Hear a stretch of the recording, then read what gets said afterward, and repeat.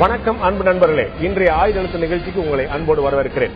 Commonwealth மாநாடும் இந்திய நிலைப்பாடும் மிக அதிகமாக விவாதிக்கப்பட்ட தலைப்பு ஒன்று சமீப காலத்தில் இருக்குமானால் அது இந்த பிரச்சனையாகத்தான் இருக்கும். காமன்வெல்த் மாநாட்டில் இலங்கை தலைநகர் கொழும்பில் நடக்கக்கூடிய காமன்வெல்த் மாநாட்டில் இந்தியா பங்கேற்க வேண்டுமா, குறிப்பாக பிரதமர் தன்னுடைய பங்களிப்பை அங்கு அளிக்க வேண்டுமா என்பதுதான் ஒரு பிரதானமான கேள்வியாக இருந்திருக்கிறது. இந்தியா முழுமைக்குமான விவாத பொருளாக மாறியிருந்தாலும் கூட இதோடைய மையப்புள்ளியாக தமிழகம் இருக்கிறது. தமிழகம் ஒட்டுமொத்தமாக இந்த விஷயத்தில் இரண்டு துருவங்களை அடைந்திருக்கிறது.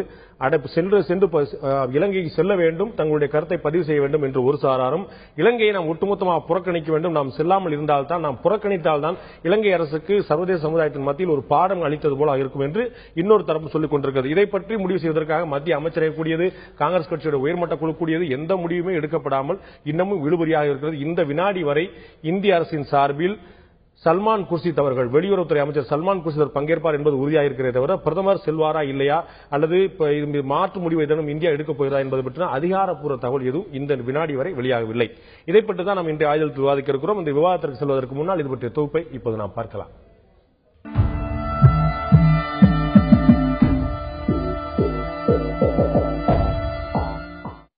இலங்கையில் நடைபெறவிருக்கும் காமன்வெல்த் மாநாட்டில் இந்திய பிரதமர் கலந்து கொள்வது உணர்ச்சிகரமான அரசியல் சர்ச்சையாக தமிழகத்தில் விஸ்வரூபம் எடுத்து வருகிறது. காமன்வெல்த் மாநாட்டில் இந்தியா கலந்து கொள்ளக்கூடாது என தமிழக சட்டமன்றம் தீர்மானம் நிறைவேற்றியது. முதலமைச்சர் ஜெயலலிதா இது தொடர்பாக பிரதமருக்கு கடிதங்கள் எழுதி வருகிறார். திமுக தலைவர் இன்னும் பல படி மேலே சென்று காமன்வெல்த் மாநாட்டிற்கு இந்தியாவிலிருந்து துரும்பு கூட செல்லக்கூடாது, பிரதமர் மனசாட்சிப்படி நடக்க வேண்டும் என்றெல்லாம் பேசி வருகிறார். பாமக, தேமுதிக, மதிமுக, விடுதலை சிறுத்தைகள் போன்ற மாநில கட்சிகளும் தமிழ் தேசிய அமைப்புகளும் இதே நிலைப்பாட்டை எடுத்துள்ளன. எதிர்ப்பை காட்டுவதில் கட்சிகளிடையே போட்டிகள் ஏற்பட்டுள்ளன. மாணவர்கள் போராட்டமும் ஏற்பட்டுள்ளது. தமிழகத்தில் பந்த் நடத்துவதற்கான அழைப்புகளும் விடுக்கப்பட்டுள்ளன. ஆனால் காங்கிரஸ், பாரதிய ஜனதா, மார்க்சிஸ்ட் கம்யூனிஸ்ட் போன்ற தேசிய கட்சிகளின் தலைமை இந்திய நலன்கள் சார்ந்தும் பரந்துபட்ட சர்வதேச அணுகுமுறை கொண்டும் காமன்வெல்த் மாநாட்டில் இந்தியா பங்கேற்பது தவிர்க்க இயலாது என்றே கூறி வருகின்றன. இந்தியாவின் பிற மாநில கட்சிகள் எதுவுமே இதில் இந்தியாவின் பங்கேற்பை ஆட்சேபிக்கவில்லை. இந்நிலையில் இலங்கையின் வடக்கு மாகாண முதல்வர் விக்னேஸ்வரன் இந்திய பிரதமருக்கு விடுத்த அழைப்பு முக்கியத்துவம் பெற்று வருகிறது. இந்தியாவின் வெளியுறவு சம்பந்தப்பட்ட கொள்கை முடிவை ஒரு மாநிலம் நிர்பந்திக்கலாமா என்று இந்திய ஊடகங்கள் சில கேள்வி எழுப்பியுள்ளன. ஆனால் தமிழகத்தில் உருவாகியுள்ள உணர்ச்சி அரசியல் மாநிலத்தில் காங்கிரசின் கூட்டணி உறவுகளை பாதிக்கும், தேர்தல் அரசியலுக்கு தீங்காகும் என்ற எச்சரிக்கையோடும் அக்கட்சி தலைமை யோசிப்பதாக தெரிகிறது. காமன்வெல்த் மாநாட்டை புறக்கணிப்பது என்பது இந்திய நலன் சார்ந்த பார்வையிலும் சர்வதேச கண்ணோட்டத்திலும் அணுக வேண்டிய ஒன்றா, அல்லது தமிழக கட்சிகளின், தமிழ் தேசிய அமைப்புகளின் உணர்வுகளை கவனத்தில் கொண்டு அணுகப்பட வேண்டியதா என்பதே இன்று இந்திய அரசின் முன் எழுந்துள்ள பிரதான கேள்வியாகும். ஆம் நண்பர்களே, காமன்வெல்த் மாநாடும் இந்திய நிலைப்பாடும் ஒரு குழப்பத்துக்குள்ளாயிருக்கக்கூடிய இந்திய நிலைப்பாடு ஒரு தெளிவு வருவதற்காக காமன்வெல்த் மாநாட்டில் இந்தியா பங்களிக்க வேண்டுமா இல்லையா என்பது பற்றிதான் இன்றைய ஆயுதெழுத்து நிகழ்ச்சி நாம் விவாதிக்க இருக்கிறோம். இந்த விவாதத்தில் நம்முடைய சமூக ஆர்வலரும் பத்திரிகையாளருமான திரு பத்ரி சேஷாத்தி அவர்கள் நம்மோடு இருக்கிறார். அதே போலவே காங்கிரஸ் பிரமுகருமான முன்னாள் எம்எல்ஏமான திரு உ பலராமன் அவர்கள் நம்மோடு இணைந்திருக்கிறார். இவர்கள் மட்டுமல்லாமல் இந்திய கம்யூனிஸ்ட் கட்சியுடைய மாநில செயலாளர் திரு தா பாண்டியன் அவர்கள் நம்மோடு இணைந்திருக்கிறார். உங்கள் மூன்று பேரும் இந்த நிகழ்ச்சிக்கு வரவேற்க நண்பர்களே. நான் முதல்ல திரு தா பாண்டியன் அவர்கள்ட்ட ஆரம்பிக்க நினைக்கிறேன். தமிழ்நாட்டில் மக்களுக்குள்ள எந்த மாதிரியான ஒரு நிலைப்பாடு தெளிவாக இருக்கிறதோ இல்லையோ, அரசியல் கட்சிகளுக்குள்ள ரெண்டுபட்ட நிலைப்பாடு தெளிவாக தெரிகிறது. ஒரு தரப்பினர் இலங்கையில் நடக்கக்கூடிய காமன்வெல்த் மாநாட்டில் இந்தியா நிச்சயமாக கலந்து கொள்ள வேண்டும் என்றும், இன்னொரு பிரிவினர் கலந்து கொள்ளக்கூடாது, இலங்கையை புறக்கணிப்பதற்கு இதுதான் சரியான சந்தர்ப்பம், சர்வதேச சமுதாயத்தில் தனிமைப்படுத்துவதற்கான ஒரு நல்ல வாய்ப்பு அப்படிங்கிறது ஒரு பார்வையாக இருக்குது. திரு தா பாண்டியன், உங்களுடைய கருத்தும் உங்களுடைய கட்சி இந்திய கம்யூனிஸ்ட் கட்சியுடைய கருத்தும் என்ன?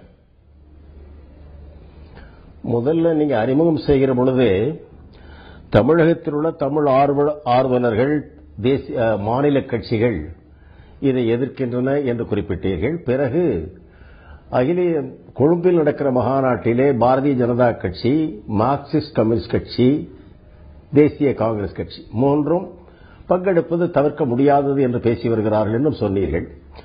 ஆனால் ஒரு அகில இந்திய கட்சியான இந்திய கம்யூனிஸ்ட் கட்சி இதை தொடர்ந்து எதிர்த்து வருகிறது என்பதை நீங்களே சொல்ல தவறிவிட்டீர்கள்.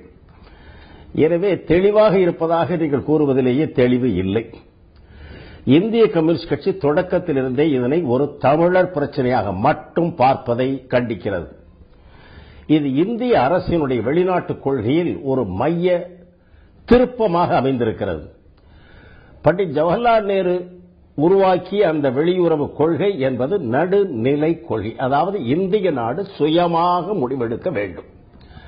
அது உலகத்தில் என்ன விளைவுகளை ஏற்படுத்தும், யாரை சிரிக்க வைக்க வேண்டும் என்பதற்காக காலை பிடிப்பது, யார் கோபப்படுவார்கள் என்பதற்காக கண்டு பதுங்குவது என்பது இல்லை என்பதை அறிவித்த ஆண்மையுள்ள ஒரு அரசியல் அந்த அரசியல். எனவேதான் கூட்டுச்சேரா ஒரு நடுநிலை கொள்கையை அவர் கடைபிடித்து அந்த கொள்கையை ஆதரிக்கக்கூடிய நடுநிலை நாடுகளையும் ஒன்றுபடுத்தி அதனுடைய தலைமை பொறுப்பையும் ஏற்று உலக புகழை இந்தியாவுக்கு தேடிக் கொடுத்த வரலாறு. அந்த கட்சியினரே ஆளுகிற மத்திய அரசு அந்த கொள்கையை இன்றைக்கு பின்பற்றுமானால் பண்டிட் ஜவஹர்லால் நேரு தென்னாப்பிரிக்க நாடு காமன்வெல்த்தில் உள்ள ஒரு உறுப்பினர் நாடுதான். அந்த நாடு இன வெறியை பயங்கரமாக பயன்படுத்தி சட்ட ரீதியில் குடியிருக்கிற இடத்தில், நடக்கிற இடத்தில், ரயில் ஏறுகிற பொழுது அவர்கள் கடைபிடித்த அந்த தவறான அபார்த்தைட் என்ற இன நிறவெறி கொள்கையை எதிர்த்து பண்டிட் ஜவஹர்லால் நேரு தான் முதலாக குரல் எழுப்பியதோடு மட்டுமல்ல, காமன்வெல்த் மாநாட்டிலிருந்து அவர்கள் காமன்வெல்த் அமைப்பிலிருந்து தென்னாப்பிரிக்காவை வெளியேற்ற வேண்டும் அல்லது இந்த இன படுகொலையை நிறவெறியை கடைபிடிக்கக்கூடிய அரசுக்கும் எங்களுக்கும் சம்பந்தம் அறிவிக்க வேண்டும், இல்லையேல் இந்தியா வெளியேற வேண்டி வரும் என்று அறிவித்தார்.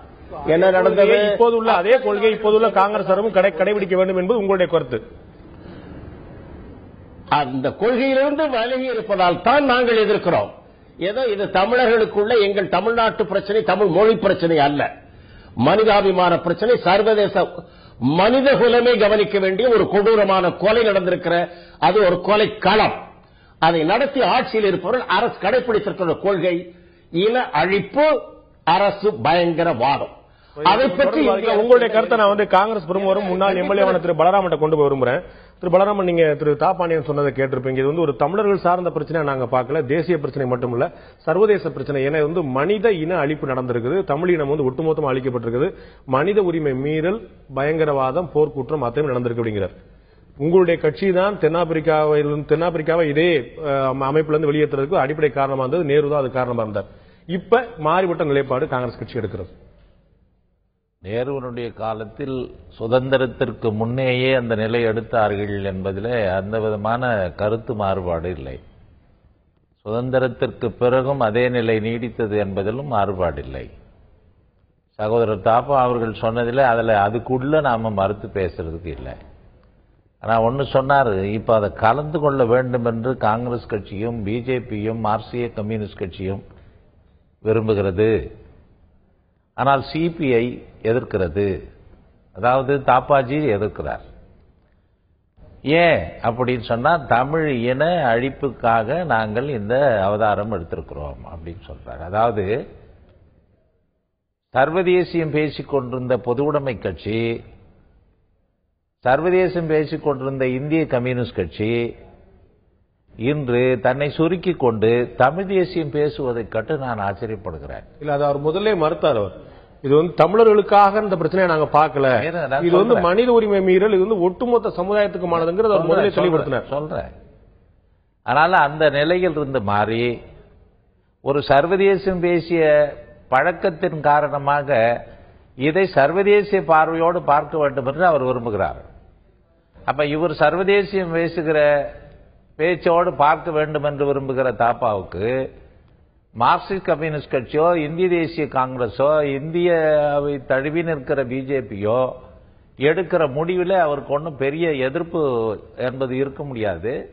ஆனால் இருந்தாலும் நாங்கள் எங்கள் பார்வையில் பார்க்கிறோம் என்கிற கோட்டினை அவர் கிழித்து விட்டார்கள். ஆகவே இவர் பார்ப்பதில் தவறு இல்லை. ஒரு தமிழன் இல்லை, என்னுடைய வாதம் ஒரே ஒரு தமிழன் இல்லை. இலங்கையிலே வாழுகிற தமிழன் வேறு, தமிழகத்தில் வாழுகிற தமிழன் வேறு. இப்ப எந்த தமிழனுக்காக நாம் பேசுகிறோம் என்பதுதான் ரொம்ப முக்கியம். இலங்கையில் வாழுகிற தமிழனுக்கு இப்ப ஒரே உயிர்தான், ஒரே மொழிதான். பேசுறது ஒரே மொழி தான் அப்படின்னு சொல்லி சொல்றேன். இலங்கையில் வாழ்கிற தமிழன் பேசுகிற மொழியும் தமிழ் மொழி, அவனுக்கு இருக்கிற உயிரும் ஒரே உயிர், அவனுக்குள்ள உரிமைகளும் தமிழ்நாட்டில் உள்ளவனுக்கும் ஒரே உரிமை தான். Very good, very good. ஒரே மொழி பேசுகிறார்கள். அப்ப ஒரே மொழி பேசுகிறோம், அதே சமயத்தில் ஒரே இனத்தை சார்ந்தவர்கள். ஆனால் ரெண்டு விதமாக வித்தியாசம் இருக்கிறது. ஒரு தமிழனை அடித்தால் ரசிப்போம், ஒரு தமிழனை அடித்தால் துடிப்போம். அதுதானே? இல்ல, அவர் வந்து எங்களது கட்சி கூறியிருப்பதை உலகமே ஒப்புக்கொண்டு அவர் மீது குற்றம் சாட்டி இருக்கிறது. தாப்பாவர்களே உலகம் ஒப்புக்கொள்ளுகிறதா இல்லையா என்பதில்லை, எனக்கு தாப்பா ஒப்புக்கொள்ளுகிறார், அவ்வளவுதான். ஏன்னா இல்ல அவர் சொன்ன கருத்தை நீங்க சரியா புரிஞ்சுட்டா எனக்கு ஒரு சந்தேகம் இருக்குது. அவர் சொல்றாரு இந்திய அரசு அங்க போகக்கூடாது, நீங்க எந்த தமிழன் அடிச்சா ரசிப்போம் சொல்றீங்க, எனக்கு புரியல. அவர் எந்த தமிழன் அடிக்கப்பட்டாலும் நாங்க கண்டிப்போங்கிறாரு. எந்த தமிழ் அடிக்கப்பட்டாலும்? ஆமா, அப்படி மனித குலத்தில் எவனை அடித்தாலும் நாங்கள் எதிர்ப்போம். அது சொல்லும். மனித குலத்தில் எங்கு எந்த பாதிப்பு ஏற்பட்டாலும் கேட்க வேண்டும் என்பதில் காங்கிரஸ் கட்சிக்கோ அல்லது இந்திய கம்யூனிஸ்ட் கட்சிக்கோ எந்த மாறுபட்ட கருத்து இருக்க முடியாது. சில நேரங்களில் அது நெளிவு சொல்லி வரலாம். ஒரு சின்ன ஒரு குழப்பம் இருக்கிறது வந்து பலராமனுடைய கருத்தா இல்லாட்டி அகில இந்திய காங்கிரஸ் கருத்தா அப்படிங்கறத பார்க்கணும். பல சமயத்துல நம்ம வந்து பார்க்கக்கூடிய விவாதங்கள்ல கொண்டு போகும்போது நெருக்கடிக்கு உள்ளாக்கும் போது இது வந்து என்னுடைய தனிப்பட்ட கருத்து என்றும் இது அகில இந்திய தலைமையோட கருத்து என்று நம்ம சொல்றதை பார்க்கிறோம். உங்க கட்சியை சேர்ந்த திரு EVK இளங்கோவன் அவர்கள், முன்னாள் மத்திய அமைச்சர் அவர்கள், அவர் வந்து ஒரு தந்தி டிவி அளித்த ஒரு பேட்டியில் சொல்லியிருந்தார், இது தமிழர்கள் முழுக்க முழுக்க இதுக்கு எதிர்ப்பு தெரிவிக்கவில்லை, எங்கேயோ இருக்கக்கூடிய 1-2 சில குழுக்கள் தான், ஒரு சொற்பளவில் இருக்கக்கூடிய குழுக்கள் தான் இந்த எதிர்ப்பு தெரிவிச்சிட்டு இருக்காங்க. உண்மையான எண்ணம் அப்படி அல்ல, தமிழருடைய எண்ணம் அதுவல்ல என்று கூறினார். அதுதான் உண்மையா? விவாதிக்கலாம் ஒரு சிறிய இடைவேளைக்கு பிறகு.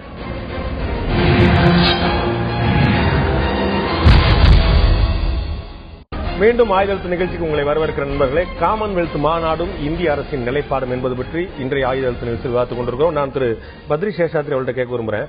காங்கிரசுடைய முன்னாள் மத்திய அமைச்சரும் முன்னாள் மாநில தலைவருமான திரு இளங்கோவன் அவர்கள் நமக்கு அளித்த ஒரு பேட்டியில் சொல்லியிருந்தாரு, இது வந்து தமிழர்கள் வந்து எதிர்க்கிறாங்க, 2 பக்கமா பிரிஞ்சு கிடக்குங்கிறலாம் ஒரு மாயைங்க.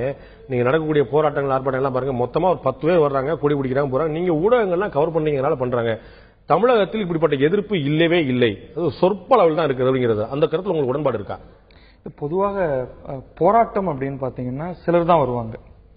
அதை மட்டுமே வைத்துக்கொண்டு மக்கள் மனதில் என்ன உணர்வு இருக்கு அப்படிங்கறத வந்து சுருக்கிட முடியாது.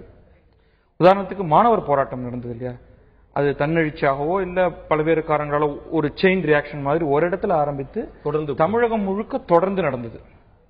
அந்த போராட்டம் எதையெல்லாம் தன்னுடைய வேண்டுகோள்களாக முன்வைத்து நடந்ததுங்கிறதுல எனக்கு சில மாற்றுக்கருத்து இருந்தாலும் நிச்சயமாக ஒரு பெரும் கொந்தளிப்பு அந்த நேரத்தில் நடந்தது. பாலச்சந்திரனுடைய புகைப்படம் வந்து அந்த தாக்கத்தை ஏற்படுத்தி பெரிய தாக்கத்தை ஏற்படுத்திச்சு. அப்போ வந்து ஒரு இலங்கைங்கிற ஒரு அரசின் மேல கடுமையான கோபம் தமிழர்களுக்கு இருக்கு அப்படிங்கிறது உண்மை. இங்க பிரச்சனை என்னன்னா, அது இந்தியாவை பொறுத்த மட்டில் தமிழர்கள் அனைவருக்குமா அல்லது ஒரு குறிப்பிட்ட தமிழர்களுக்குமா அப்படிங்கறத விட்டு தமிழ்நாட்டை தாண்டி தீவிரமாக இது போகல. அப்போ ஒரு ஃபாரின் பாலிசி, ஒரு வெளிநாட்டு தொடர்பான கொள்கை, அயலுறவு கொள்கை அப்படிங்கிறப்ப வெறும் தமிழகத்திலிருந்து வரக்கூடிய அழுத்தம் மட்டும் போதுமா? இது ஏன் வந்து தமிழ்நாடு தாண்டி இந்தியா முழுமைக்குமான ஒரு, இப்ப திரு தாப்பாண்டியன் அவர்கள் சொல்றாரு இது வந்து மனித உரிமை சார்ந்த ஒரு விஷயம். கட்டாயமாக அது உண்மை. ஏன்னா இன்றைக்கு வந்து இங்கிலாந்துல பெரிய போராட்டங்கள் நடக்குது, கனடால ரொம்ப தீவிரமாக இருக்கு. அந்த மாதிரியான ஒரு வேகமும் ஒரு உணர்வும் இந்தியா முழுமையிலையும் ஏதோ காரணங்களால் இல்லை. அது ஏன் அப்படிங்கறத நம்ம நிச்சயமா அனலைஸ் பண்ணணும். அந்த ஒரு காரணத்தினால இருக்கக்கூடிய இந்த மாற்று கருத்து கொண்ட தமிழ் தலைவர்கள் இதை தேசிய அளவில் எடுத்துட்டு போகலையா? இது நம்ம வந்து தமிழ் தலைவர்கள் மேல சில குற்றம் சொல்லலாம். அதை தாண்டி இந்திய மனநிலை அப்படிங்கறதுல நீங்க குற்றம் சொல்ல வேண்டியிருக்கும். இப்ப மனித உரிமை அப்படிங்கிற பிரச்சனைக்காக இந்தியர்கள் ஒட்டுமொத்தமாக இதற்கு முன்னாடி எந்த இடத்துல போராட்டம் செய்திருக்காங்க? இப்ப வெளிநாடுகள்ல பல இடங்கள்ல மனித உரிமை மீறல் வந்திருக்கு. இப்ப இது வந்து இப்பயும் வந்து தமிழர், என்னுடைய உறவு, தொப்புள் கொடி உறவு, ரத்தம் இப்படியெல்லாம் சொல்லிதான் வந்து போராட்டம் நடந்துட்டு இருக்கே தவிர, நீங்க உண்மையில மனித உரிமையை சார்ந்த ஒரு போராட்டத்தை முன்வைக்கணும்னா உலகத்துல பல்வேறு மனித உரிமைகள் மீறல் நடக்கிறப்பையும், இந்தியாலேயே பல இடங்கள்ல மனித உரிமை மீறல்கள் நடக்கிறப்பையும் இந்தியால ஒரு பெரும் குரல் இதற்கு எதிராக எழுப்பப்பட்டுக் கொண்டே இருக்க வேண்டும். அது நடக்கல. அப்ப திடீர்னு இந்த விஷயத்துல மட்டும் மனித உரிமை மீறலுக்கு எதிரானது. இந்திய கம்யூனிஸ்ட் கட்சியுடைய நோக்கத்துல உங்களுக்கு ஒரு சந்தேகம் இருக்கு? இந்திய கம்யூனிஸ்ட் கட்சியோட நோக்கத்தை நான் சொல்லல. இந்தியாங்கிற நாட்டுடைய மக்களுடைய பொது உணர்வுகளை பத்தின ஒரு கிரிட்டிசிசமாக தான் நான் இதை வைக்கிறேன். ஏன்னா நமக்கு வந்து ஒரு தொடர் எப்பயுமே முன்ன பின்ன தெரியாத யாரோ ஒருத்தர் விபத்துல ஒரு சம்பவம் நேர்றதுக்கும் நமக்கு வேண்டப்பட்ட ஆளுகளுக்கு ஏதாவது ஒரு சின்ன காயம் ஏற்படுற வித்தியாசம். கனடாவையும் இங்கிலாந்தையும் எப்படி நம்ம இதை குறிப்பிடுறோம் இந்த இடத்துல? ஏன் அங்க வந்து தமிழர்கள் அவங்களுக்கு யாரு? ஆனா அவர்கள் வந்து போராட்டம் நடத்துறது அங்க இருக்கக்கூடிய தமிழர்கள் தானே. அங்க இருக்கக்கூடிய கனடா அவர்களுடைய அழுத்தம் காரணமாக தான் பிரதமரோ அவங்களோட அதிபரோ எம்பிகளோ வெறும் தமிழர்கள் மட்டும் இங்கிலாந்துலயும் கனடாலையும் போராடி இருந்தாங்கன்னா இது நடக்காது.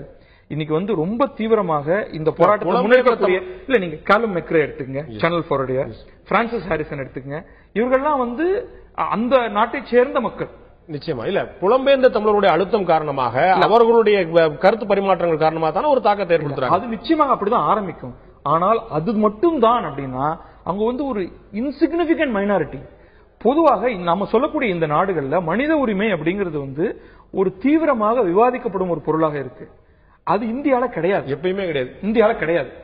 அதன் காரணமாகத்தான் இவ்வளவு ஒரு மிகப்பெரிய ஒரு பிரச்சனை வந்து இலங்கையில நடந்திருக்கிறப்ப அது தமிழகத்தை தாண்டி அது எந்த விதமான ஒரு தாக்கத்தையும் ஏற்படுத்தல. நான் திரு பாண்டியன் அவர்கிட்ட கொண்டு போக விரும்புறேன்.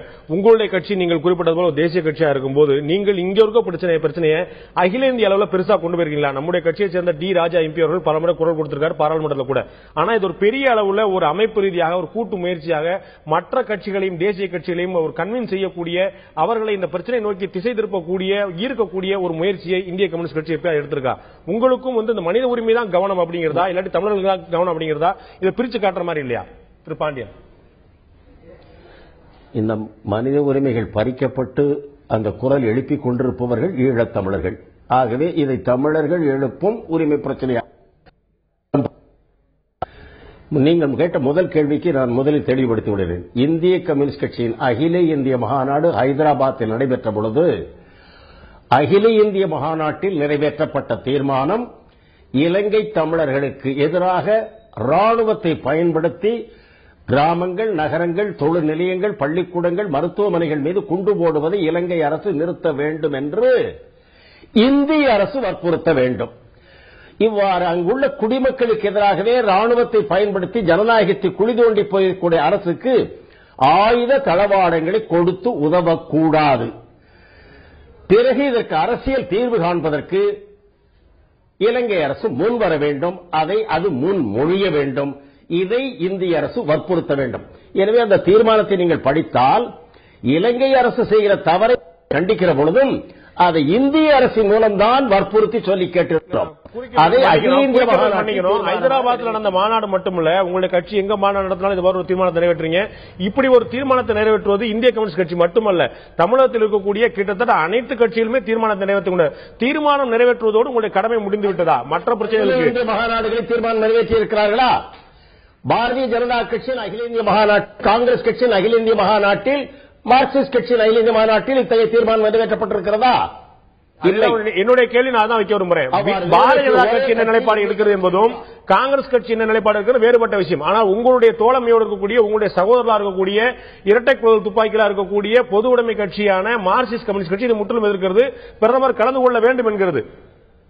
உங்களுக்குள்ளே ஒரு ஒற்றுமை இல்லையே? பிரதமர் கலந்து கொள்ள வேண்டும் என்று அவர் வற்புறுத்தவில்லை. அதை பற்றி அவர் கருத்து சொல்லாமல் இதனை தீர்ப்பதற்கான முயற்சிகளை மேற்கொள்ள வேண்டும் என்று மட்டும் சொல்லியிருக்கிறார்கள். கலந்து கொள்ள வேண்டும் என்று அந்த கட்சி கூறவே இல்லை. கலந்து கொள்ளக்கூடாது என்பதானால் தெளிவாக சொல்லலாமே. சொல்லாம இருக்கிறதுனால அது நிலைப்பாடு வெளிப்படுத்த விரும்பலங்கிறதானே கருத்து. அவர்கள் சொல்லவில்லை என்பதை அவரிடம் கேளுங்கள். எங்கள் கட்சி தெளிவாக சொல்லுகிறது, காமன்வெல்த் மாநாட்டில் பங்கெடுக்க கூடாது. அதற்கு முன் உதாரணம் தென்னாப்பிரிக்காவில் அபார்த்தைட் கொள்கை கடைபிடிக்கப்பட்டதை நேரு எதிர்த்ததை போல் இந்த அரசும் எதிர்க்க வேண்டும். சொல்ல போனால் அங்கு நிறவெறியால் இழைக்கப்பட்ட கொடுமைகள் அதிகம். ஆனால் இங்கு கொல்லப்பட்ட கொடுமைகள் தொடர்கிறது, நேற்று வரை தொடர்கிறது. அது இசைப்பிரியாவோடு முடியவில்லை, பாலச்சந்திரனோடு முடியவில்லை. இந்த தவறுகளை கண்டிக்கிற சிங்கள எழுத்தாளர்கள், பேராசிரியர் பெருமக்கள், டாக்டர்கள் கொல்லப்பட்டிருக்கிறார்கள். எனவே இத்தகைய சூழ்நிலையில் அவரை கண்டித்து விசாரிப்பதற்கு பதிலாக இந்திய அரசு போவது என்பது இந்திய கடைபிடித்த கொள்கைக்கே மாறானது. தமிழ் மக்களுடைய உணர்வை தமிழ்நாடு சட்டமன்றம் நிறைவேற்றியதை ஜனநாயகத்திற்கு எதிரான செயல் ஆகவே கூடாது என்கிறோம். நான் திரு பலராம் அவர்கிட்ட கேட்க விரும்புறேன். அவர்கள் கேட்பதெல்லாம் பிரதமர் புறக்கணிக்க வேண்டும் அப்படிங்கிறதான். இது ஒரு பெரிய ஒரு கஷ்டமான காரியம் கூட. இதே பிரதமர் மன்மோகன் சிங் அவர்களே இதற்கு முன்னால் 2 முறை தன்னுடைய இந்த காமன்வெல்த் மாநாட்டை புறக்கணிச்சிருக்கிறார். புறக்கணிக்கல, நான் வேற அலுவலர்கள் இருக்குன்னு சொல்லி 2005 ஒரு முறை, 2011 ஒரு முறை, பெருத்தலானதுல இன்னொரு இடத்துல 2 மாட்டேன்னு சொல்லிட்டாரு, கலந்துக்கல. அப்ப அதே மாதிரி இதை கலந்துக்க மாட்டேன்னு ஒரு அறிவிப்பு உங்களுக்கு என்ன அவ்வளவு பெரிய உங்களுக்கு சிரமம், அவ்வளவு சிக்கலதுல? நீங்க சொல்ற மாதிரி சுலபமா அறிவிக்கலாம், ஆனா அதுக்கு நாள் இருக்க. அப்ப லேட்டா அறிவிப்போம் அப்படின்றீங்க? இல்ல, அறிவிப்போம் இல்ல, நாள் இருக்க. அறிவிக்கலாம், அறிவிக்காமல் இருக்கலாம், கலந்து கொள்ளலாம், கலந்து கொள்ளாமலும் இருக்கலாம்.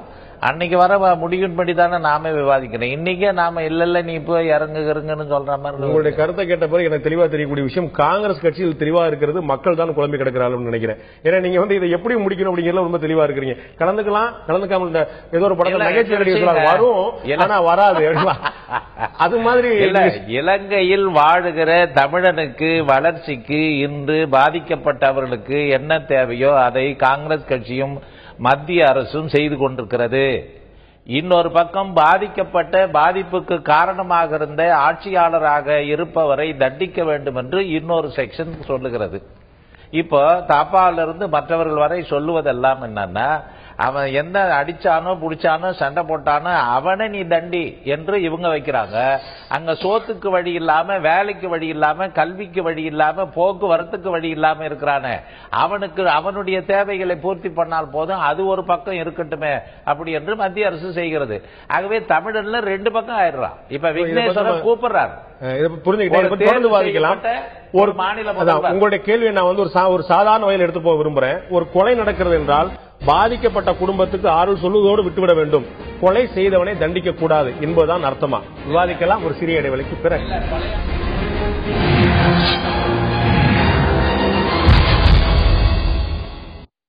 மீண்டும் ஆயுதழுத்த நிகழ்ச்சிக்கு உங்களை வரவேற்கிற நண்பர்களே. காமன்வெல்த் மாநாடும் இந்திய நிலைப்பாடும் என்பது பற்றி இன்றைய ஆயுதழுத்த நிகழ்ச்சி விவாதித்துக் கொண்டிருக்கிறோம். நான் திரு பலராம் அவர்கிட்ட கேட்க விரும்புறேன். நீங்க இடைவெளிக்கு முன்னாடி சொன்னீங்க 2 விதமான பார்வை இருக்கு. ஒன்னு பாதிக்கப்பட்டவங்களுக்கு ஆறுதல் சொல்றது, அவங்களுக்கான நலத்திட்ட உதவி செய்யறது. அவங்க எல்லாம் மத்தவங்க என்ன சொல்றாங்கன்னா ராஜபக்சே தண்டின்னு சொல்லி சொல்றாங்க அப்படின்னு. அப்ப 2 சேர்ந்து தானே இருக்கணும். நீங்க ஒரு பக்கம் பாக்குற மட்டும் எப்படி? காயம்பட்டவர்கள் நிச்சயமா ஆறுதல் சொல்லணும். அங்க வீடு இழந்து இருக்கக்கூடிய, நிலம் இழந்து இருக்கக்கூடிய, சொத்து இழந்து இருக்கக்கூடியவங்களுக்கு நிச்சயமா பங்களிப்பு செய்யணும். அதுக்காக ஒரு குற்றச்சாட்டுக்கு ஆளான விசாரிக்க கூடாது அப்படின்னு அது எப்படி நியாயமா இருக்க முடியும்? இந்தியா எப்போ ஆகிலும் விசாரிக்க கூடாதுன்னு சொல்லியிருக்கா? விசாரிக்கணும்னு எப்பயா சொல்லியிருக்கா? சொல்லியிருக்க. எப்போ சொல்லியிருக்கு? என்ன தவறு செய்தார்களோ அதற்குரியதை அவர்கள் பார்த்துக் கொள்வார்கள். எப்போ சொல்லியிருக்கு? அப்படி அது ஏற்கனவே ஆரம்பத்திலேயே சொல்லியாச்சு. ஒரு நாள் சொல்ல கிடையாது. ஐக்கிய நாடுகள் மனித உரிமை ஆணையத்துல, ஐநாவுடைய மனித உரிமை ஆணையத்துல தீர்மானம் நிறைவேற்ற சொல்லி கேட்கும் போது, அப்போ ஒரு தீர்மானத்தோட ப்ரொபோசல் அமெரிக்கா கொண்டு வரும்போது அதுல கூட கூடுதலா 2 வார்த்தை சேர்த்து அவர்களுடைய சம்மதத்தோடு அங்கு விசாரணை நடத்தி அந்த தீர்மானத்துல இருந்த ஒரே ஒரு பிடிமானத்தை தளர்த்தி விட்டதுதான் மத்திய அரசு செஞ்சது. இல்ல அதாவது நீங்க எல்லாருமே அப்படிதான் சொல்றீங்க. இப்ப இந்த புதுசா நீர்த்து போக வைத்தார்கள் அப்படின்னு ஒரு அரசியல் கட்சியினுடைய ராஜதந்திரம், ஒரு அரசாங்கத்தினுடைய ராஜதந்திரம் என்பதில் பல்வேறு வகையிலே அவர்கள் வெற்றி பெற வேண்டும், அதே சமயத்தில் நன்மை நடக்க வேண்டும். இப்ப இங்கிலாந்து பிரதமரை போய் பார்க்கும்போது இவங்க சொல்லியிருக்காங்க நீங்க போகக்கூடாதுன்னு. அவர் ரொம்ப அழகா சொல்லிருக்காரு, அந்த ராஜபக்சே தலைமையிலான அரசு மீது சுமத்தப்பட்டுள்ள கொலைகள் மற்றும் சித்திரவதை குற்றச்சாட்டுகள் குறித்து காமன்வெல்த் மாநாட்டின் மூலம் தாக்கங்களை கொண்டு வர இருக்கிறோம். ஆனால் காமன்வெல்த் மாநாட்டை புறக்கணிப்பதால் இலங்கை மீதான அழுத்தங்களை கொடுக்க முடியாது, இலங்கையின் போர்க்குற்ற செயல்கள் குறித்து வற்புறுத்த முடியாது. எனவே ராஜதந்திர முறையில் நாம் கலந்து கொண்டு தான் ஆக வேண்டும் சொல்லியிருக்காரு. இதே மாதிரியான கருத்தை பலராமன் வலியுறுத்துறாரு. இதே மாதிரியான கருத்தை மன்மோகன் சிங் வலியுறுத்துவாரா? நாங்க போர்க்குற்றத்தை பற்றி விசாரிக்க வேண்டும் என்று வலியுறுத்துவதற்காக காமன்வெல்த் மாநாட்டுக்கு செல்கிறோம் சொல்லுவாரா? சார் அது ஏன் நாம உங்க கையில சொல்லணும்ன்ற ஒரு வரி சொல்லுங்கள். தாப்பா என்ன சொல்றாரு? திரு தாப்பா ஒரு வரி தயவுசெய்து மத்திய அரசின் சார்பில் நேற்றைக்கு நோபல் பரிசு பெற்ற ஆர்ச் பிஷப் டுட்டு டெல்லியிலே பேசியிருக்கிறார். இதே காமன்வெல்த் மாநாட்டில் பங்கெடுக்க அவர் தென்னாப்பிரிக்காவில் இருந்தவர், நெல்சன் மண்டேலாவினுடைய குரு, அவரும் சிறை தண்டனை அனுபவித்தவர். அவர் டெல்லியிலே சொல்லி இருக்கிறார், இந்தியா போய் கலந்து கொள்ளலாமா என்று கேட்டதற்கு கலந்து கொள்ளலாம் ஒரு நாட்டுக்கு ஒரு பிரதமர் என்ற முறையில். ஆனால் அங்கு சென்றவர் செய்த குற்றங்களை எல்லாம் நான் சாடுவேன், மற்ற நாடுகளும் அதற்கு ஆதரவு தர வேண்டும், தந்து அதற்கு தீர்வு காண வேண்டும். தமிழர்களுடைய உணர்வுக்கும் அரசியல் தீர்வுக்கும் முதல் மரியாதை கொடுக்க வேண்டும். அப்படி இருந்தால் போகலாம். என்ன சொல்லுங்க போன்றவர்கள் வலியுறுத்தக்கூடாது. உங்கள்ட்ட கேட்க விரும்புறேன். அதாவது இங்கிலாந்து பிரதமர் போறேன்னு சொல்றதுக்கான காரணமும் இந்திய பிரதமர் போலாமான்னு யோசிச்சிருக்கான காரணமும் ஒன்னா இருக்க முடியுமா? இதே கருத்தை இங்கிலாந்து பிரதமர் எந்த கருத்தை வலியுறுத்த போகிறேன் என்று சொல்கிறாரோ அந்த கருத்தை இந்தியா வலியுறுத்தும் என்று எதிர்பார்க்கலாமா? இங்க இங்கிலாந்து மாதிரியான ஒரு இடத்துல தன்னுடைய நாட்டுல ஏதோ ஒரு குரூப், அது ஒரு தனிநபரோ இல்ல ஒரு குழுவாகவோ ஒரு கோரிக்கை வைக்கிறாங்கன்னா அதற்கு பதில் சொல்லியே ஆக வேண்டும்ங்கிற மாதிரியான ஒரு அமைப்பு அங்க இருக்கு. அதனாலதான் அங்க பிரதமர் டேவிட் கேமரூன் நான் போவேன், போனா நான் என்ன செய்வேன் அப்படிங்கறத சொல்லணும் அப்படின்னு அவருக்கு தோணி சொல்றாரு. இங்க நமக்கு அந்த மாதிரியான ஒரு வரலாறே இல்லாம இருக்கு. இப்ப மன்மோகன் சிங் நான் போக போகிறேன்னு சொல்லிட்டா கூட பரவாயில்ல, டேவிட் கேமரன் மாதிரி நான் போக போகிறேன், அங்க போய் நான் இன்னென்னெல்லாம் தான் பேச போறேன் அப்படின்னு. இது நீங்க ராஜதந்திரம்னு திரு பலராமன் சொல்ற மாதிரி இது ராஜதந்திரம்னு மறைச்சு விட்டுறக்கூடாது. ஏன்னா நீங்க மக்கள்கிட்ட நீங்க சொல்லி ஆகணும் நீங்க என்ன ஸ்டாண்ட் எடுக்க போறீங்க. நீங்க அங்க போயிட்டு திருப்பி கூட நீங்க மழுப்பிக்கிட்டே இருக்கலாம். நாங்க போனோம், அங்க நிலைமை சரியாக இல்லை, அதனால நாங்கள் இப்படி சொல்லிவிட்டோம். ஏன் என்னுடைய நாடு இதுதான் என்னுடைய ஸ்டாண்ட், இந்த மாதிரியான ஒரு நிலையத்தான் நான் எடுக்க போகிறேன், கட்டாயமாக இதைத்தான் நான் பின்பற்ற போகிறேன்னு இன்றைக்கு நம் மக்களிடையே சொல்வதற்கு என்ன பிரச்சனை இருக்கு? அது சொல்லாம தள்ளி தள்ளி தள்ளி கடைசி நேரத்துல உங்கள்ட்ட ஏன் சொல்லணும்னு கேக்குறேன். அது ரொம்ப தவறானது. இது ஒரு குடியாட்சி அப்படின்னா மக்கள் தான் பிரதானம். இப்ப மக்கள்ல இருந்து ஒரு சிறு குழுவினர் கேட்டால் கூட அவர்களுக்கு பதில் சொல்ல ஆட்சியாளர்கள் கடமைப்பட்டிருக்கிறார்கள். நான் உங்களுக்கு ஏன் சொல்லணும் அப்படிங்கிறது ரொம்ப ஒரு அராஜகமான ஒரு பதில் அப்படின்னு நான் நினைக்கிறேன். அராஜகமான பதில், ஆனால் சொல்லாமலே இருக்கலாம். ஏன்னா பல்வேறு சந்தர்ப்பங்களில் அப்படி நடந்திருக்கிறது. இப்ப உதாரணத்துக்கு இப்படி சொல்லிட்ட உடனே பிரதமர் அதை தொடர்ந்து பிரதமர் டேவிட் கேமரூன் இறுதிக்கட்ட போரில் பாதித்த யாழ்ப்பாணம் முள்ளிவாய்க்கால் பகுதிக்கு செல்ல வேண்டும், யாழ்ப்பாணம் நூல் நிலையத்தை பார்வையிட வேண்டும் மற்றும் போரின் போது காணாமல் போனவர்களின் உறவினர்களை சந்திக்க வேண்டும் என்ற கோரிக்கைகளை சந்தித்தவர்கள் வைத்தார்கள். அதையே ஏன் இந்திய பிரதமரை, நம்முடைய பிரதமரை இதே வற்புறுத்தல் காரணமாக இதை நீங்கள் செய்யுங்கள் என்று ஏன் கேட்டிருக்க கூடாது? எனக்கு புரியல, கேட்க கூடாதுன்னா யாருக்கு? எல்லாருமே தானே கேட்கிறாங்க. எல்லாருமே தான் கேட்கிறாங்க. இந்திய அரசு சல்மான் குர்ஷித் அவர்கள் இந்த ஐநா மனித உரிமை ஆணையத்தின் மீதான தீர்மானத்தின் மீது நண்பர் சொன்ன மாதிரி நீங்க சொல்லுங்க சொல்லுங்கன்னு தான் சொல்றாங்க. இங்க சொல்லக்கூடிய போகாத இல்ல இல்ல இல்ல ஐநா மனித உரிமை ஆணையத்தின் மீதான தீர்மானத்தின் மீது என்ன ஓட்டளிக்க வேண்டும் சொல்லி பாராளுமன்ற விவாதம் நடந்த போது திமுக சேர்ந்த டிஆர் பாலு ஆகட்டும், தம்பித்துறை ஆகட்டும், கனிமொழி ஆகட்டும், டி ராஜாவாகட்டும், இந்திய கம்யூனிஸ்ட் எல்லாருமே பேசும்போது அத்தனை இலங்கையில் நடந்தது போர் குற்றம் என்று இந்திய அரசு சொல்ல வேண்டும் சொன்னாங்க. அப்படி ஒரு வாரத்தோட சொல்ல சல்மான் குர்ஷித் திரும்ப திரும்ப சொன்னது தமிழர்களுடைய சோகத்தை புரிந்து கொள்கிறோம், உணர்வுகளை புரிந்து கொள்கிறோம், நீங்க சொன்ன மாதிரி தாங்க 48,000 கோடிக்கு நலத்திட்டங்கள் செய்து கொள்கிறோம், இதெல்லாம் சரி, இதெல்லாம் தேவை, மாற்று கருத்து இல்லை. ஆனால் போர் குற்றம் நடந்ததாக சொல்லப்படுகிறது குற்றச்சாட்டுக்கு என்ன நடவடிக்கை? இதை பற்றி இந்தியா ஏன் வலியுறுத்தவில்லை? டேவிட் கேமரூன் தான் சொல்றாரு, நான் அங்க போய் அங்க நடந்திருக்கிற மனித உரிமைகள் பற்றி பேசுவேன் அப்படின்றார். அப்படி இந்திய பிரதமர் பேசுறாரா? பேசுறாரா? அவர் இந்திய பிரதமர், அவர் இங்கிலாந்து பிரதமர் இந்த கேள்வியை வைக்கிறாங்க. இந்த கேள்வியை நீங்க கேளுங்க. ஆனா நாங்க கேட்கறதுக்கு நீங்க பதில் சொல்லுங்க பதில் சொல்லுங்க, பதிலுக்கு மேல கேள்வி போடுறமே ஒழிய பயனுள்ள காரியத்தை ஏன் இங்கே நாம் செய்ய தவறுகிறோம்? இங்க அதே விக்னேஸ்வரன் கேட்கறது தானே இது, அங்க இருக்கிற முதலமைச்சர் கேட்கிற கோரிக்கை தானே. அப்ப அங்க இருக்கிறவனுக்கு என்ன தேவையோ அதை செய்யணும்ன்றது தானே. அதே இந்திய பிரதமர் இந்த இடத்துல போகணும், இந்த இவர்களை பார்க்கணும், ஆகவே இதை செய்யணும்னு சொல்லுங்க. குற்றவாளியாக அறிவிப்பதில் மட்டுமே முழு கவனம் செலுத்துவது என்பது அவ்வளவு ஒரு சிறந்த நடவடிக்கையாக இருக்க முடியாது. ஏன்னா அவனையே நாம விட்டுற முடியாதுங்க. திரு தாப்பாண்டியன் அவர்கிட்ட இந்த கேள்வி கொண்டு வருமுறை, அங்க இருக்கக்கூடிய வடக்கு மாகாணத்துறை சமீபத்தில் தேர்ந்தெடுக்கப்பட்ட முதல்வர் திரு விக்னேஸ்வரன் அவர்கள் இந்திய பிரதமர் நிச்சயமாக காமன்வெல்த் மாநாட்டில் கலந்து கொள்ள வேண்டும், மீண்டும் சொல்ல போனால் யாழ்ப்பாணத்துக்கு வருகை இருந்து இங்குள்ள நிலைமை பார்க்க வேண்டும் என்று அழைப்பு கொடுத்திருக்கிறார். அங்க நம்ம யாருக்கா கண்ணீர் விட்டுக் கொண்டிருக்கிறோமோ, யாருக்கா குரல் கொடுத்துக் கொண்டிருக்கிறோமோ அவர்கள் இந்திய பிரதமருக்கு அழைப்பு கொடுக்கிறார்கள். ஆனால் இங்கிருந்து அந்த சோகத்தை பகிர்ந்து கொள்ளக்கூடிய நாம் அங்கே போக வேண்டாம் என்று சொல்கிறோம். சரியான நிலைப்பாடு எந்த பக்கம் இருக்கிறது? மன்னிக்க வேண்டும், நான் இந்திய குடிமகன் என்ற முறையில் இந்திய பிரதம மந்திரியிடம் எங்கள் குரலை சொல்கிறோம், எங்கள் கோரிக்கையை முன்வைக்கிறோம். அவர் குடிமக்களை மதிக்கிற பிரதமராக இருந்தால் எங்களுக்கு பதில் சொல்ல வேண்டும். நீங்கள் கேட்டது போல இப்பொழுது வடகிழக்கு மாநிலத்தினுடைய முதலமைச்சராக தேர்ந்தெடுக்கப்பட்டிருப்பவர் அழைப்பு விட்டிருக்கிறார். ஆனால் அதில் நீங்கள் முதல் பகுதியை சொன்னீர்கள், அடுத்த வரியை சொல்லவில்லை. வந்து இந்த குற்றங்களை எல்லாம் சுட்டிக்காட்ட வேண்டும், விரைவில் எங்கள் நிலங்களையும் உரிமைகளையும் மீட்டுக் கொடுக்க வேண்டும், ராணுவ முகாம்களை கலைத்து திருப்பி போக சொல்ல வேண்டும், இந்த ஜனநாயக உரிமைகளை பெற்றுத்தர இந்திய அரசு மற்ற நாடுகளையும் சேர்த்து வற்புறுத்த வேண்டும் என்பதையும் விக்னேஸ்வரன் சேர்த்து சொல்லியிருக்கிறார். விக்னேஸ்வரன் மொட்டையாக என் வீட்டுக்கு விருந்து வந்து விட்டு போங்கள் என்று சொல்லவில்லை. அவர் கேட்டிருப்பது நிலங்கள் மீட்கப்பட வேண்டும், ஜனநாயக உரிமை மீட்கப்பட வேண்டும், அந்த ராணுவம் திருப்பி அனுப்பப்பட வேண்டும், குற்றங்கள் விசாரிக்கப்பட வேண்டும் என்ற நான்கையும் சேர்ந்து. அதே சமயத்தில் ஒருவேளை அதே கருத்துக்களை இந்திய பிரதமர் வலியுறுத்துவாரானால் அவர் இலங்கை செல்வதில் உங்களுக்கு உடன்பாடு உண்டா? முதலில் அவர் தெளிவுபடுத்தினால் தான் அதற்கு பிறகு கருத்து சொல்லலாம். இப்போதுள்ள நிலையில் அவர் போகக்கூடாது. அப்போதுமா அது சரியில்லை, போகக்கூடாது, அவ்வளவுதான்.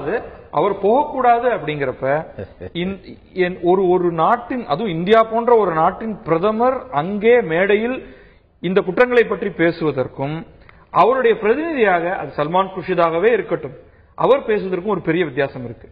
என்னுடைய கருத்துல இங்கிலாந்து பிரதமர் டேவிட் கேமரான் மிக அழுத்தமாக சொன்னது போல இந்திய பிரதமர் அங்கு போக வேண்டும். ஆனால் அங்கு போய் இந்த 4 பிரச்சனைகளையும், விக்னேஸ்வரன் சொன்ன அந்த 4 பிரச்சனைகளையும், தமிழகத்தில் இருக்கக்கூடிய தமிழ் உணர்வாளர்கள் கேட்டுக்கொண்டே இருக்கக்கூடிய இந்த 4 விஷயங்களை பற்றியும் இந்திய பிரதமர் அங்கே போய் பேச வேண்டும். அங்கு நடந்த போர்க்குற்றங்களை பற்றி, அங்கு நடந்த மனித உரிமை மீறல்களை பற்றி, இன்னும் தொடர்ந்து அங்கு ராணுவ முகாம்கள் இருப்பது பற்றி, தமிழர்களுடைய பாரம்பரிய நிலங்கள் மீட்கப்பட வேண்டும் என்பதை பற்றியெல்லாம் அங்கே போய் இந்தியா வலுவாக பேசினால் அதற்கு தான் அதிக பலன் இருக்கும். போய் இந்த கருத்தை வலியுறுத்தணும் அப்படின்னு சொல்றீங்க. ஆனால் போகவே கூடாது என்று தமிழக சட்டப்பேரவை தீர்மானம் நிறைவேற்றி இருக்கிறது. இந்தியாவிலிருந்து ஒரு துரும்பு கூட போகக்கூடாது என்று திமுக தலைவர் கருணாநிதி வலியுறுத்தி இருக்கிறார். அதை மீறி சென்றால் காங்கிரஸ் கட்சி அதனுடைய விளைவுகளை அனுபவிக்க வேண்டியிருக்கும் என்று ஒரு எச்சரிக்கை விடுத்திருந்தார். என்ன விளைவுகள் அவை விவாதிக்கலாம் ஒரு சிறிய இடைவேளைக்கு பிறகு.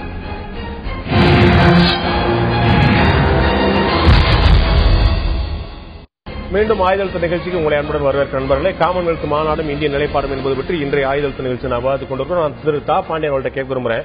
உங்களுடைய நிலைப்பாடு இந்தியா போகவே கூடாது, இந்த சூழலில் போகக்கூடாது, அவர் போனால் என்ன செய்வேன் என்பது பற்றி திடமான அறிவிப்பை வெளியிட்டால் போறது பற்றி பரிசீலிக்கலாம் சொல்றீங்க. ஆனா தமிழகத்தில் இருக்கக்கூடிய வேறு வேறு குரல்கள் வேறு வேறு மாதிரி ஒழிக்கணும். ஒரு துரும்பு கூட போகக்கூடாது, பிரதமர் மட்டும் போகக்கூடாது, இலங்கையை காமன்வெல்த் மாநாட்டில் நீக்கணும், இந்தியாவை ஆதரிக்கக்கூடிய இந்தியாவே காமன்வெல்த் மாநாட்டில் நீக்கணும். இப்படி மாறுபட்ட குரல்கள். யாருக்குமே இந்த பிரச்சனை பற்றின ஒரு சரியான பார்வை இல்லை என்று நினைக்கிறீர்களா? இதுல தொடக்கத்திலிருந்தே குழப்பமான நிலை மட்டுமல்ல, பல குரல்கள் பல கோரிக்கைகளாக அழுத்தமாக சொல்லப்படுகிறது. இன்னும் சொல்ல போனால் ஈழத்தமிழர்களுக்கு யார் முழு ஆதரவு கொடுக்கிறார் என்றால் தனி ஈழம் அமைய வேண்டும் என்பதும் அந்த அரசியல் கோரிக்கையை இங்கிருந்து வற்புறுத்த வேண்டும். பிறகு அங்கே போராட்ட விடுதலை புலிகள் செய்தது அனைத்தையும் எதையும் குறை கூறாமல் முழுமையாக பாராட்ட வேண்டும். அப்பொழுதுதான் நீ சுத்த தமிழன் என்று சொல்லுகிற ஒரு கூட்டமும் இருக்கிறது. நான் அதை முற்றாக நிராகரிக்கிறேன். இல்லை, அங்கு நடைபெற்ற போராட்டம் என்பது அடிப்படை ஜனநாயக உரிமைகளுக்காக போராடினார்கள். முதலிலே வைக்கப்பட்ட கோரிக்கை இன்றைக்கும் நீடிக்கிறது. அதற்கு இலங்கை அரசு இதுவரை பதில் கூறவில்லை. அந்த கோரிக்கை பெற்றுக் கொடுக்க நாம் கொடுக்கலாம். நான் அந்த குரலை எழுப்புகிற பொழுதும் நான் இந்திய குடிமகன் என்ற முறையில் இருந்துதான் என் குரலை எழுப்ப வேண்டும், கோரிக்கையை வற்புறுத்த வேண்டும். அவர்கள் எழுப்புகிற கோரிக்கைக்கு ஆதரவு தரலாம், அவர்கள் சார்பில் நான் கோரிக்கை எழுப்ப முடியாது. இது அரசியல் நாகரிகம், அரசியலிலே கடைபிடிக்க வேண்டிய ஒரு கொள்கை. இன்னொரு பெரிய தவறு, இலங்கை தமிழர்களுடைய உரிமைக்காக நடைபெற்ற ஒரு நீண்ட கால போராட்டத்தில் நடைபெற்றது மிக மிக கவலை தரத்தக்க ஒன்று. தமிழகத்திலே, தமிழக மண்ணில் முன்னாள் பிரதம மந்திரி ராஜீவ் காந்தி அவர்கள் படுகொலை செய்யப்பட்ட ஒன்று. செய்யப்பட்டதை விட அது செய்தது சரிதான் என்று இங்கு தமிழகத்தில் உள்ள சில கட்சிகள் வாதாடினார்கள். அவரை கொல்வதற்கு காரணமாக இந்த குண்டு போட்ட ஒரு பெண்மணியை வீராங்கனை தமிழத்தில் ரமணுடைய தாய் என்ற படம் ஊர்வலம் எல்லாம் எடுத்தார். இதுதான் பிற மாநிலத்து மக்களுடைய ஆதரவையும் இன்றைய அரசினுடைய ஆதரவையும் கூட பெறவிடாமல் தடுப்பதற்கும் ஒரு தவறான படத்தை வெளி உலகத்திற்கு காட்டிவிட்டது. எனவே அதோடு இன்றைக்கு ஒரு தனி தமிழகம் வேண்டும். ஏனென்றால் இந்த தமிழகத்திலிருந்து இந்த குரல் எழுப்புகிற கட்சியின் அத்தனை பேருமே ஒரு காலத்தில் இத்தமிழகத்தையும் தனி நாடாக பிரிக்க வேண்டும் என்ற கோரிக்கை வைத்தவர்கள். பின்னர் விட்டுவிட்டார்கள், முழுமையாக விட்டுவிட்டார்கள், டெல்லியோடு முழுமையாக ஒத்துழைத்தார்கள். ஆனால் அதைவிட இந்த பிரிவு மற்ற மாநிலங்களில் உள்ள அரசியல் கட்சிகளை எல்லாம் கொஞ்சம் பயமுறுத்துகிறது. ஆக பாதிக்கப்பட்ட ஈழத்து தமிழனுக்கு அவன் கோரிக்கை பெற்றுத் தருவதற்கு இந்த தமிழகத்தில் உள்ள கட்சிகள் அவர்கள் உணர்வையும் உரிமைகளையும் புரிந்து கொண்டு அரசியல் நடத்தாமல் அவரவர் கட்சி அரசியலுக்கு ஏற்ப இங்கே பிரச்சாரம் செய்ததுதான் இந்தியாவில் பிற மாநிலங்களின் ஒத்துழைப்பை பெற முடியாமல் போனதற்கு ஒரு காரணம், பிற நாடுகளின் ஒத்துழைப்பை பெற முடியாமல் போனதற்கும் காரணம். இதை நான் லண்டனுக்கு போயிருந்த பொழுது இலங்கை தமிழர்களே அவர்களே மனம் நொந்து வெளியிட்டு சொன்னார்கள். நாங்கள் அந்த வடவேங்கிடம் தென்குமரிக்குள்ளே அகப்பட்டுவிட்ட கட்சிகளையே நம்பி நாங்கள் சுருங்கி விட்டோம், உலக தொடர்பு கொள்ளாமல் போனது தவறு. நல்லவேளை இப்பொழுதுதான் பிற நாடுகளிலிருந்து எங்களுக்கு ஆதரவு வருகிறது, நாங்கள் போய் பார்த்த பிறகு என்று சொன்னார்கள். அந்த தவறு தொடர்ந்து நீடிக்கக்கூடாது. இப்பொழுதாவது இது உலகம் முழுமையிலும் உள்ள மனிதகுலத்தினுடைய பொதுவான பிரச்சனை, இது கவனிக்கப்பட வேண்டும். மனித உரிமைகளை மீறியிருப்பதும் மிருகத்தனமாக அரசு பயங்கரவாதத்தை நடத்தி அங்கே ஒரு இனத்தை அழித்திருப்பதும் உலகமே கூடி திருத்த வேண்டிய, தண்டிக்க வேண்டிய ஒன்று. உங்களுடைய காலத்தில் பலராமனுக்கு உடன்பாடு இருக்கும் நான் நம்புறேன். நீங்க நிறைய சொன்ன விஷயம் அவர் தன்னுடைய மனம் தன்னுடைய தலையசைத்தல் தெரிவித்தார். என்னுடைய கேள்வி பாத்தீங்கன்னா, இங்க இருந்து ஒரு துரும்பு கூட போகக்கூடாது, அதுக்கு மீறி போனா அதனுடைய விளைவுகளை காங்கிரஸ் கட்சி சந்திக்க வேண்டியிருக்கும் என்று திமுக தலைவர்கள் எச்சரிக்கை விடுத்திருந்தார். அதற்கு பதிலாக உங்களுடைய தலைவர் கட்டாயம் சந்திக்க வேண்டி வரும், தேர்தலில் கட்டாயம் சந்திக்க வேண்டி வரும், தேர்தல் கட்டாயமா சந்திக்க வேண்டி வருங்கிறது உங்களுடைய கருத்தும் கூட. சந்தேகமே வேண்டாம். என்னுடைய கருத்துல தமிழ்நாட்டு மக்களுடைய நிலை அது. திரு பலராமன் கொண்டு போறோம். இதை பத்தி உங்களுடைய கட்சி தலைவர் ஞானேஸ்வரர் சொல்லும் போது காங்கிரஸை யாராலும் வீழ்த்தி விட முடியாது, நாங்களாம் அஞ்சுவதில்லைன்னு சொல்றாரு. அதை பத்தி திருப்பி அதுக்கு அடுத்த விளக்கம் சொல்லும் போது திமுக சொல்றாரு, நாங்க யாரும் பாழாக்க வேண்டியதில்லை, அது நீங்களே செஞ்சிருவீங்க போலதான் தெரியுது அப்படின்னு சொல்றாரு. ரெண்டுமே சரிதான். ஏன்னா காங்கிரஸ் இவங்க யாரும் அழிக்க வேண்டியதில்லை, அதே சமயத்தில் காங்கிரஸ் என்பது ஓட்டுக்காகவே கட்சி நடத்தவில்லை என்பதை நினைவுபடுத்த விரும்புகிறார். இப்ப தாப்பாஜி அவர்கள் சொன்னது ஒரு முழுக்க 101% நான் ஏற்றுக்கொள்கிறேன். அவர் எழுதுனதுதான் இது. இதுல மணித்துளிகள்னு போட்டார். இதை படிக்கிறவர்களுக்கு கண்ணீர் துளிகள். அவர் எழுதியது மணித்துளிகள் தலைப்பு, ஆனால் படிக்கிறவர்களுக்கு கண்ணீர் துளிகள். ராஜீவ்காந்தியின் கடைசி மணித்துளிகள் தா பாண்டியன் அவர் எழுதுனது. ஆமா, ஏன்னா அந்த சூழல் இப்பவும் என் கண் முன்னாடி இருக்கு. ஜிஹெச்ல இருந்து இவர்கள் எல்லாம் உள்ள அனுப்பும்போது, தாப்பாவை உள்ள அனுப்பும்போது நான் அந்த பக்கம் திரும்பிக்கினேன். பார்க்கறதுக்கு கூட முடியாது. பணம் ரத்த சகதியில் எடுத்து போறாங்க. இவர்கள் எடுத்துன்னு உள்ள போனதுக்கு அப்புறம் அந்த அனுசுயான்னு ஒரு எஸ்ஐ பொம்பளை அதை பிடிச்சி இறக்குறோம். இப்ப என் சட்டை வேஷ்டி எல்லாம் ரத்தம், காரணம் ஆள் இல்லை.